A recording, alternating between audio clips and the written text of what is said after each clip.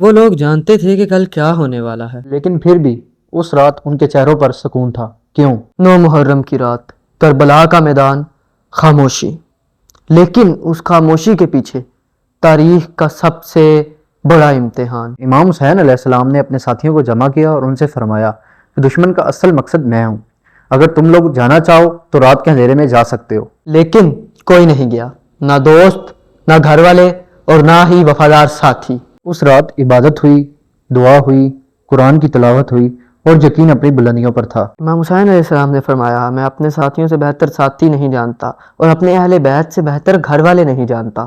وہ جانتے تھے کہ صبح کیا لے کر آئے گی، مگر حق پر چلنے والے خوف سے نہیں، یقین سے جیتے ہیں۔ آج کا سبق: یقین وہ طاقت ہے جو اندھیری رات میں بھی انسان کو سنبھال کر رکھتی ہے۔